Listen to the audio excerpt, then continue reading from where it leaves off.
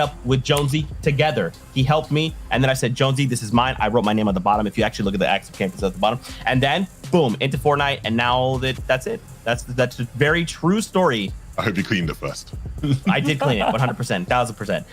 Now let's keep the ball rolling. We just took a look at the 7 regions. We have another region we can take a look. Remember, Middle East already got done with their results out of yesterday, so we know those champions, but we can actually take a look at Asia and OCE, see how their games went for them, and crown some new champions, baby. It's Maru, it's Clixer, and Taka. Congratulations, 339 points, Levin. Yeah, a brilliant day. These guys definitely surprised me in one sense, Reese. You were telling me something crazy about their performance. I'll let you take that one away. Look, out of all of the champions of any region, these guys were contested. 10 games out of the 12. Now, we talk tons about this. Oh, if you go and contest, you're going to do well. But last season, top 3 from every region, all uncon. This time, our winners from the Asia region were contested, and they absolutely swatted the opponent team away like flies and managed to take that first place slot over Les, Doku, and Brian, who's in second place as well. If we look at the rest of the leaderboards, we'll see that kind of top 10 that shaped out on the Asia region with Q-Jack, Nitor, and Alice, ex-FNCS champions, also taking the 3rd slot there. So congratulations to all these teams. Also, Alan Shimoki and Leaner as well, who were the previous season's FNCS champions. Not Leaner, unfortunately, because they picked up a new 3rd for the team, but ex-champions on the region, all performing extremely well so far. But obviously, big congratulations to our current ones now. Yeah, that's crazy, man. We've seen some of the greatest teams of all time struggle to deal with players contesting them at their POIs and FNCS finals. Let's take a look at OCE, though, right? That was the other region that concluded. And as you can see, if you were watching yesterday, you'll actually know that Vortex, Jace, and Taysons sat in 1st place after day 1, and they've remained in the 1st place after day 2. They are the FNCS champions for OCE. A brilliant performance, 399 points, 1 point away from hitting that big 400. If we take a look at the leaderboard as well, you'll see these guys absolutely walked away with things. You know, they had 3 victory royales. Nobody else, you know, had more than 1, I believe, right? So absolutely brilliant performance. They get the money as well.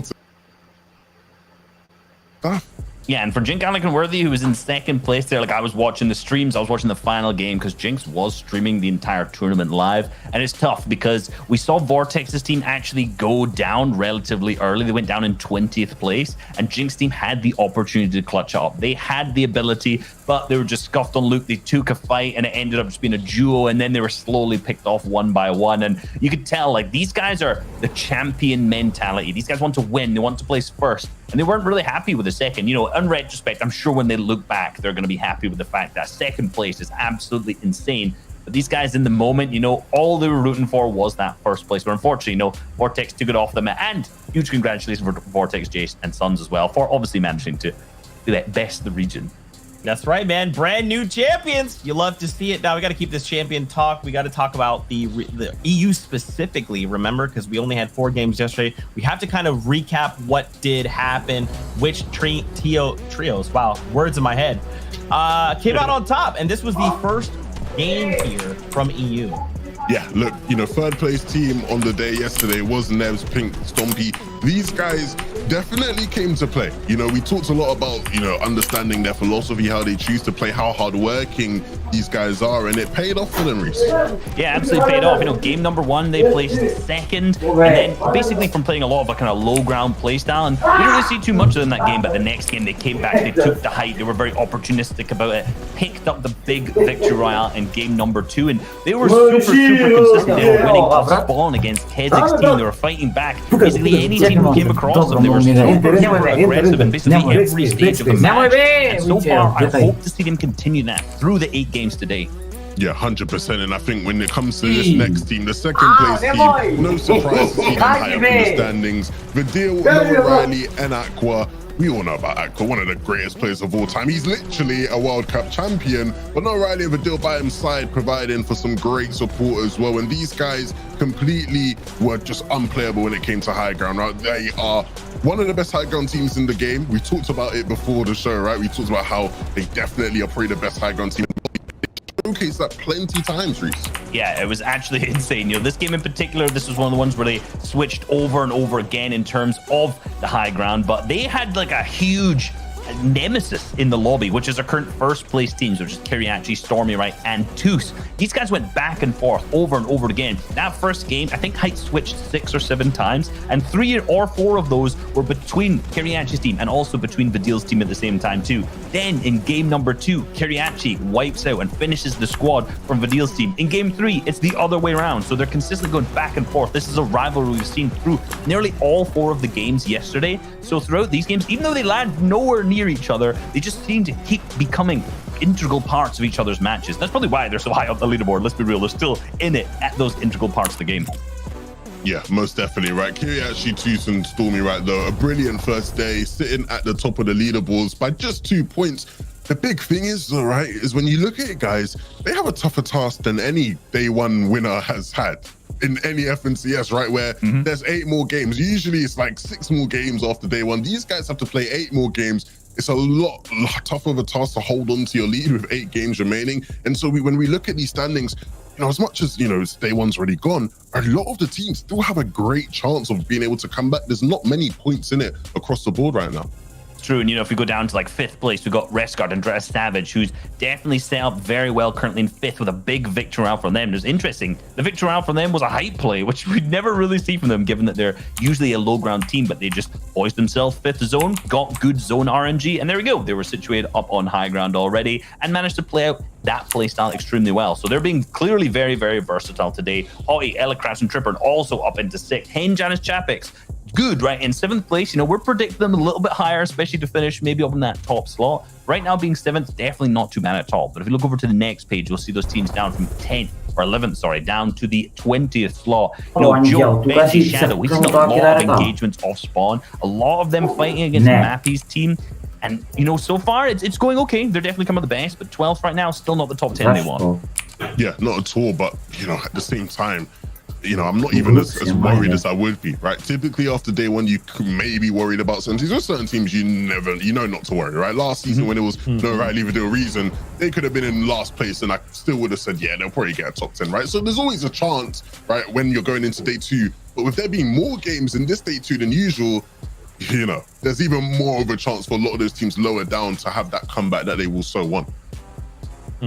I'm excited, guys. 8 games ahead of us. There's so much that can happen.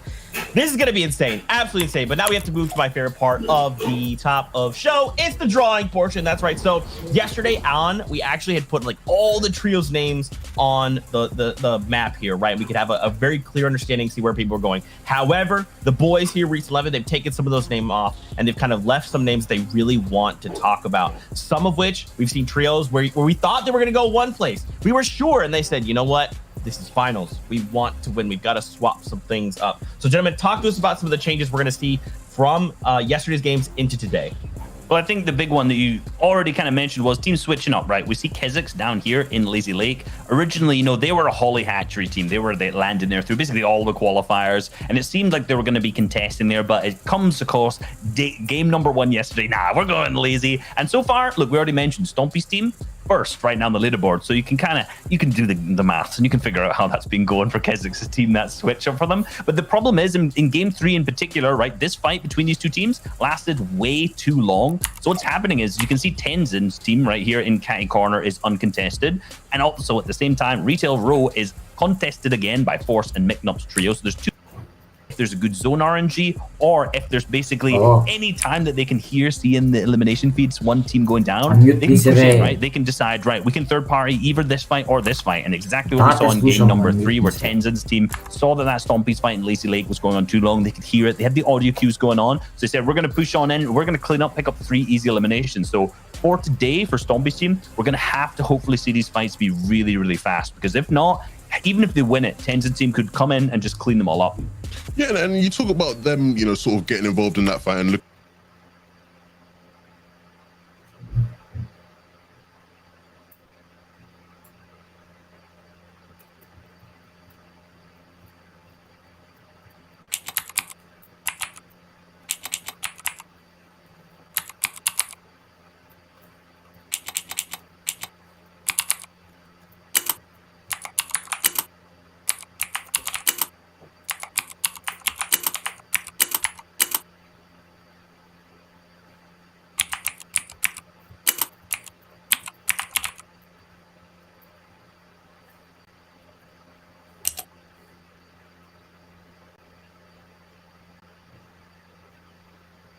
of things can be said for Mr. Savage's team.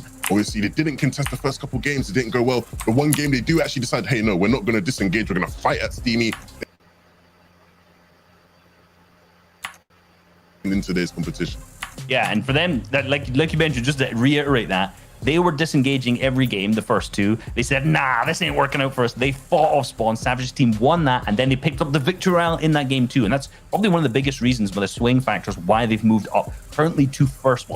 I'm getting ahead of myself here, to 5th place right now. So obviously, big changes for them. So we'll see how that continues today. Now, two teams that we're going to say didn't go as well as we thought. Tayson's team along with Hen's team. Now, Hen's team is in 7th. But for Tayson's team, they're currently middling, I think, in 13th. They struggled a little bit with Storm Surge. But a team that we didn't expect to do too well so far is actually Chip's team alongside Art Skill and Expert. Now, these guys have done super, super well, but their days have been kind of split into two halves, right? In game 1 and game number 2, they only acquired 22 points, and you can see in the third row there, they were 22nd on their average placement. So, not great, let's be real. They didn't have a great first 2 games, but in that third and fourth game, their later half of that, they gained 70 points, and their average placement was 5th. I think they had a 1st and a 9th. And that victory royale, man, that was a thing of beauty. Art Skill had such a good 1v3 clutch on the low ground, a great mechanical play, some nice box fighting skill from him alone to pick up the victory royale. And that could be huge for the leaderboards, right? That could swing them so much more across all 12 games once this is fully over. Yeah, but it's going to be about actually replicating that form now today, right? They started off slow yesterday. They can't afford for that to happen again today. They want to get back to that form, find their rhythm a lot quicker. If they can do that, maybe they can have another surprise performance where they're high up in the standings than many people expected. Man, we'll have to see. Now, really quickly, I wanted to touch on the predictions. We made these coming out of yesterday's day number 1, but just a refresher, Hen, Janice, and Chapix, Levin, and Reese agreed. They're currently sitting in 7th, but boys, I mean, we have 8 games to play. Well, look, this is a team who's sitting in 7th after day 1, a day 1 with less games than usual, and yet people are still saying they sort of underperformed, which they sort of did, right? And that tells you everything you need to know. These guys are elite. You know, a bad day for them is still top 10, and they still have many games to play. I'm not worried whatsoever. I still believe in the boys. They know what they need to fix, and I believe they probably would have worked on it and fixed it by now. I'm looking forward to seeing them. The second highest average eliminations per game. So they were clearly doing something right, but there was a couple errors in their gameplay, like you mentioned. I'm sure that'll be fixed today. Shio has gone with Noah Rayleigh, Vadil, and Aqua. Currently in 2nd, definitely looking like one of the best picks. I'm sure throughout the 8 games today, we're going to consistently see them up on high ground yet again. I would be shocked if we wouldn't, based on like yesterday's gameplay. Yeah, and Sancho's gone with Tayson, Vino, and Reason. And look, these guys are sitting in 13th place. And another team where you probably don't have to worry about them just because they are such phenomenal players. Yeah. We've seen what Tayson can do. He's a 3-time FNCS champ. Reason always pulls out some sort of crazy clutch in the finals, and I'm waiting for it to happen. It didn't happen yesterday, which means we're bound to see it today. It's going to happen at some point. And of course, Vino is uber talented as well. So, those guys will whip something out of the back pocket at some point.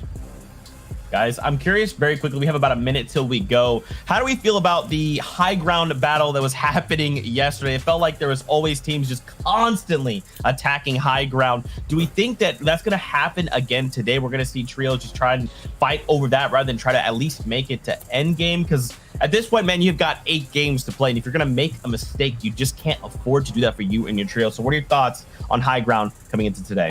Well, I think obviously, if you're someone who's maybe not as familiar with competitive, right, you're always sort of looking for win conditions, things that allow you to sort of win the game. And being on high ground deeper into the latter stages of the game is such an advantage, right, that all of these teams are constantly sort of looking at opportunities to grab it. The problem that we will find is that there's one team in particular, Aqua, Vadil, and Noah Riley. They are so oppressive when it comes to height. They want it more than anybody else. They do. Trust me, believe me. They want it more than everybody else. They make it so difficult for anybody else who's looking for height. And so I do expect to see a lot more of these battles and a lot more people failing because those guys just go and take it most of the time.